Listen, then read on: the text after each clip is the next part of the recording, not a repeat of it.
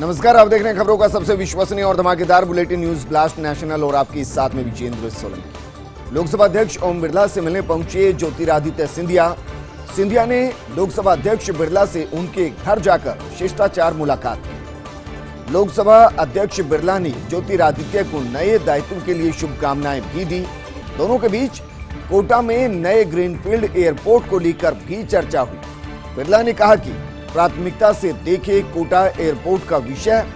वहीं सिंधिया ने कहा कि कोटा में बनाएंगे बेहतरीन और आधुनिक सुविधाओं से युक्त एयरपोर्ट। कोटा एयरपोर्ट के लिए जल्द ही अपने मंत्रालयों के अधिकारियों के साथ बैठक भी सिंधिया करने वाले। इसके बाद राज्य सरकार से बिना शर्त भूमि आवंटन के लिए फिर से आग्रह किया जाएगा और उसके बाद कोटा के अंदर एयरपोर्ट की राह आसान हो जाएगी। एक ऐसा एयरपोर्ट जो तमाम सुविधाओं से युक्त होगा, अत्याधुनिक होगा।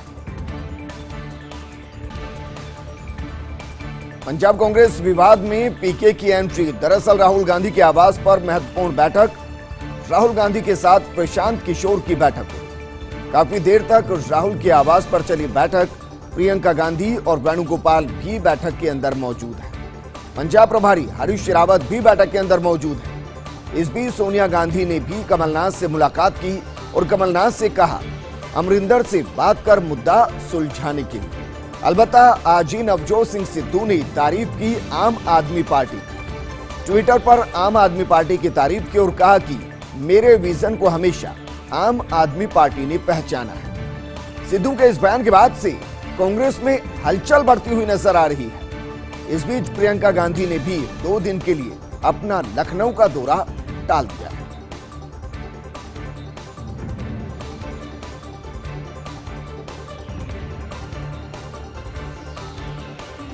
क्या अधीर रंजन चौधरी अब लोकसभा में नहीं रहेंगे? कांग्रेस के नेता इस सवाल खड़ा हो रहा है क्योंकि जानकार सूत्रों ने संकेत दिए हैं। सोनिया गांधी की अध्यक्षता में पार्लियामेंट्री स्ट्रेटेजी ग्रुप की एक अहम बैठक में फैसला लिया गया है। संसद के आगामी सत्र के लिए मीटिंग में कांग्रेस की रणनीति बनाई गई है क्योंकि सोनिया लोकसभा में ममता के साथ बैठकर सहयोग की नीति बनाना चाहती है। वहीं चर्चा यह भी है कि राहुल लोकसभा में कांग्रेस संसदीय दल का अध्यक्ष पद संभाल सकते हैं। अगर ऐसा हुआ तो बिना विलंब अधीर रंजन खुद अपने पद से इस्तीफा दे दें। सोनिया ने राज्यसभा में विपक्षी नेता मल्लिकार्जुन खड़गे से विचार विमर्श भी किया है और आगामी दिनों में कांग्रेस पार्टी कई अहम फैसले ले सकती है। वहीं प्रधानमंत्री मोदी 16 जुलाई को करेंगे वार्ता। 6 राज्यों के मुख्यमंत्रियों से वार्ता की जाएगी। पीएम मोदी कोरोना की वर्तमान स्थिति का जायजा भी इस दौरान लेंगे। पीएम मोदी 16 जुलाई को सुबह 11 बजे चर्चा करने वाले और जो 6 राज्य हैं वो हम आपको बता रहे हैं। दरअसल तमिलनाडु, आंध्र प्रदेश, कर्नाटक, ओडिशा और महाराष्ट्र के अलावा केरल, यहाँ के मुख्यमंत्रियों के साथ बैठक होगी। इस बैठक में कोरोना की वर्तमान स्थिति पर चर्चा की जाएगी, यानी कि डेल्टा के बाद डेल्टा प्लस वेरिएंट क्या इन राज्यों में घातक साबित हो रहा है, किस तरीके से उससे निपटा जाए, थर्ड वेव को किस तरीके से कंट्रोल किया जाए, इन तमाम मुद्दों पर चर्चा होगी। और अब बात करते हैं भूपेश बघेल की, जिनकी कुर्सी को अब कोई खतरा नहीं है। छत्तीसगढ़ में नेतृत्व परिवर्तन की अटकलों पर विराम लग गया है क्योंकि पिछले कुछ दिनों से मीडिया और सोशल मीडिया में बदलने की चर्चा थी। अब पूरे 5 साल बघेल ही छत्तीसगढ़ के मुख्यमंत्री रहेंगे। साथ ही पार्टी ने बघेल को उत्तर प्रदेश चुनाव की कमान भी सौंप दी है। दिल्ली दौरे के दौरान बघेल ने प्रियंका गांधी के साथ लंबी मंत्रणा की। उत्तर प्रदेश चुनाव की तैयारियों को लेकर विचार विमर्श भी किया गया और चुनावी रणनीति में बघेल की भूमिका को देखते हुए अभयदान दे दिया गया और ये साफ है कि अब 5 साल बघेल ही मुख्यमंत्री रहेंगे। वरिष्ठ संवाददाता निर्मल तिवारी के एक्सक्लूसिव रिपोर्ट का रुख करते हैं। दरअसल बेजुबान वन्य जीवों की 13,458 हेक्टेयर भूमि पर दबंगों का कब्जा है। रणथंभौर में 180 और सरिस्का में 150 स्थान है जहां वन भूमि पर अतिक्रमण हो रखा है। वन भूमि पर अतिक्रमण के प्रदेश में अगर कुल आंकड़ों की बात की जाए, कुल मामलों की बात की जाए तो ये हैं 12,225 मामले। पुश्तैनी रहवास वाले ग्रामीण, खनन माफिया, लकड़ी माफिया द्वारा अतिक्रमण किया गया है। वन भूमि पर अतिक्रमण से शिकार, अवैध खनन, वन कटाई, टेरिटोरियल फाइट बढ़ी है। टेरिटोरियल फाइट यानी कि दो जीवों के बीच में अपने क्षेत्र को लेकर जो लड़ाई होती है, जो जंग शुरू होती है, वो भी बढ़ी है। बढ़ते अतिक्रमण से वनों में पर्यावरण संतुलन भी बिगड़ गया है। टाइगर पार्क के प्री बेस भी पूरी तरह से असंतुलित हो चले हैं। लाचार वन विभाग मिलीभगत या दबंगों के सामने हथियार डाल चुका है, ऐसा कहा जा सकता है। पूरे मामले में कुछ नेता, होटेलियर्स, वन अधिकारियों की मिलीभगत से इनकार नहीं किया जा सकता। खुद हाफ और चीफ वाइल्ड लाइफ वार्डन अतिक्रमण मामलों से वाकिफ हैं, लेकिन हाई प्रोफाइल अतिक्रमियों के आगे सब नतमस्तक दिखाई दे रहे हैं। क्या अब वन राज्य मंत्री सुखराम सिंह बिश्नोई दिखाएंगे अतिक्रमण पर कार्रवाई का जज्बा? ये अपने आप में बड़ा सवाल है। पूर्व क्रिकेटर यशपाल शर्मा का निधन हो गया। 1983 विश्व कप विजेता टीम के सदस्य रहे यशपाल। 66 साल की उम्र में यशपाल का निधन हुआ। उन्होंने 37 टेस्ट खेले, 42 वनडे मुकाबलों में उन्होंने भारत की तरफ से बल्लेबाजी की टीम का हिस्सा रहे। यशपाल ने टेस्ट में 1606 और वनडे में 883 रन बनाए। 11 अगस्त 1954 को लुधियाना जिले में उनका जन्म हुआ था। दाएं हाथ के बल्लेबाज और गेंदबाज रहे हैं यशपाल। आरसीए अध्यक्ष वैभव गहलोत ने भी शोक संवेदनाएं व्यक्त की। डेरा प्रमुख गुरमीत राम रहीम की एक बार फिर से तबीयत बिगड़ गई है। जेल प्रशासन की तरफ से दिल्ली एम्स में भर्ती कराया गया है। आज सुबह 6 बजे अस्पताल में भर्ती कराया गया। दोपहर को राम रहीम की एमआरआई भी करवाई गई। इससे पहले जून महीने में राम रहीम की तबीयत बिगड़ गई थी। पीजीआई के डॉक्टर्स के विशेष पैनल से जांच करवाई गई थी। जांच के बाद वापस सुनारिया जेल राम रहीम को भेज दिया गया। 2 महीने में 5 बार सुनारिया जेल से बाहर आ चुका है राम रहीम। 12 मई को ब्लड प्रेशर लो होने पर भी अस्पताल में जांच करवाई गई थी। वहीं 17 मई को 12 घंटे की पैरोल पर मां से मिलने के लिए गुरुग्राम आया था। 3 जून को पेट दर्द होने पर अल सुबह लाया गया था पीजीआई में उपचार के लिए।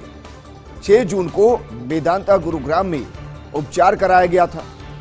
13 जुलाई को सिर और पेट दर्द के बाद दिल्ली एम्स में जांच हुई है। मंत्रिमंडल विस्तार के बाद कैबिनेट कमेटियों में बदलाव किए गए हैं। केंद्र की अहम कमेटियों में युवा मंत्रियों को जगह मिली है। भूपेंद्र यादव, ज्योतिरादित्य सिंधिया को 8 कमेटियों में जगह दी गई। सर्बानंद सोनोवाल को भी 8 कमेटियों में शामिल किया गया। सर्बानंद सोनोवाल, मनसुख मांडविया, स्मृति ईरानी, भूपेंद्र यादव, वीरेंद्र कुमार, गिरिराज सिंह, अर्जुन मुंडा सीसीपीए के सदस्य बने। इस कमेटी की कमान है रक्षा मंत्री राजनाथ सिंह के हाथों में। इन्वेस्टमेंट और ग्रोथ से जुड़ी हुई कैबिनेट कमेटी में नारायण राणे, ज्योतिरादित्य सिंधिया, अश्वनी वैष्णव की एंट्री हुई है। वहीं अगर बात करें रोजगार और स्किल से जुड़ी कमेटी में, तो इसमें धर्मेंद्र प्रधान, अश्वनी वैष्णव, भूपेंद्र यादव, हरदीप पुरी, आरसीपी सिंह की एंट्री हुई और इसकी कमान है प्रधानमंत्री नरेंद्र मोदी के पास। क्या अधीर रंजन अब लोकसभा में नहीं रहेंगे कांग्रेस के नेता? ये सवाल खड़ा हो रहा है। जानकार सूत्रों ने संकेत दिए हैं। सोनिया गांधी की अध्यक्षता में हुई पार्लियामेंट्री स्ट्रेटजी ग्रुप की अहम बैठक में फैसला लिया गया। संसद के आगामी सत्र के लिए मीटिंग में बनाई गई कांग्रेस की रणनीति, क्योंकि सोनिया लोकसभा में ममता के साथ बैठकर सहयोग की नीति बनाना चाहती है। वहीं चर्चा यह भी है कि राहुल गांधी लोकसभा में कांग्रेस संसदीय दल का अध्यक्ष पद संभाल सकते हैं। और अगर ऐसा होता है तो बिना विलंब यानी कि बिना देरी के अधीर रंजन चौधरी खुद अपने पद से इस्तीफा दे देंगे। हालांकि अभी तक इस पद के लिए किसी के भी संभावित नाम की कोई चर्चा नहीं, लेकिन सोनिया ने राज्यसभा में विपक्ष के नेता मल्लिकार्जुन खड़गे से विचार विमर्श किया और आगामी दिनों में कांग्रेस पार्टी कई अहम फैसले ले सकती है। और अब बात करते हैं महाराष्ट्र की, जहां शरद पवार की अपनी सियासत नजर आती है। पवार हर हाल में कांग्रेस और शिवसेना में बनाए रखना चाहते हैं संतुलन। तभी पवार ने विधानसभा में स्पीकर पद को लेकर दाव चला। 2 टूक अंदाज में बता दिया कि कांग्रेस के पास ही रहेगा स्पीकर पद, क्योंकि जब शिवसेना के पास मुख्यमंत्री का पद है तो स्पीकर की डिमांड करना गलत है। नाना पटोले के कांग्रेस प्रदेश अध्यक्ष बनने के बाद से स्पीकर का पद रिक्त चल रहा है। पवार जानते हैं कि त्रिशंकु विधानसभा में स्पीकर का पद काफी अहम होता है। वहीं कांग्रेस की तरफ से पृथ्वीराज चौहान को स्पीकर बनाने की चर्चा चल रही है। हालांकि चौहान इस पद के लिए नहीं हो रहे तैयार, तो कांग्रेस भी जल्दबाजी नहीं कर रही। वहीं चिराग पासवान एक बार फिर से सुर्खियों में आए हैं। शादी का एक कार्ड बना चर्चा का विषय। अब की बार समर्थन की दीवानगी ने सभी को हैरान कर दिया। समर्थक ने रामविलास पासवान चिराग की लगा दी शादी कार्ड में फोटो। चुनौती भरे दिनों में भी चिराग की लोकप्रियता कम नहीं हुई। किसी भी स्थिति में समर्थक चिराग का साथ नहीं छोड़ रहे हैं। ये शादी का कार्ड सिवान जिले के रिटायर्ड शिक्षक विद्यार्थी पासवान के पुत्र का है। इस कार्ड में सबसे ऊपर बिहारी फर्स्ट का नारा भी लिखवाया गया है। वहीं डेल्टा वेरिएंट अल्फा वेरिएंट से कम घातक है। दुनिया में संक्रमण की नई लहर का डेल्टा वेरिएंट का विश्लेषण किया गया है।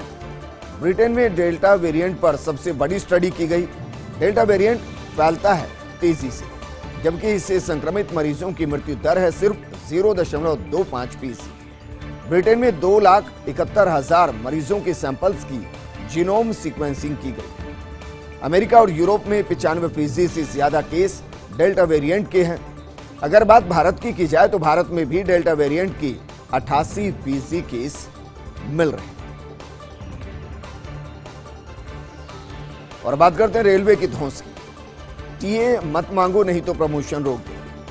मैकेनिकल विभाग के 105 कर्मचारियों का भुगतान नहीं कर रहा रेलवे। कोरोना के दौरान कैरिज एंड वैगन के कर्मचारियों को लगाया था फुलेरा। नियमानुसार सभी को मिलना चाहिए ट्रैवलिंग और महंगाई भत्ता, लेकिन 6 महीने तक भी नहीं किया कर्मचारियों को भत्ते का भुगतान। बाद में अधिकारियों ने रेल कर्मचारियों पर बनाया दबाव। टीए नहीं लेने के कर्मचारियों से ली लिखित में सहमति और कहा कि अगर ऐसा नहीं करोगे तो फुलेरा में ही पदोन्नति कर पोस्टिंग लगा दी जाएगी। हालांकि 20 कर्मचारी अभी भी भत्ते का भुगतान लेने पर अड़े हुए हैं। 105 कर्मचारियों को करीब 28 करोड़ का टीए भुगतान बाकी है। भुगतान के साथ ही इन 105 कर्मचारियों की पदोन्नति भी अटकी हुई।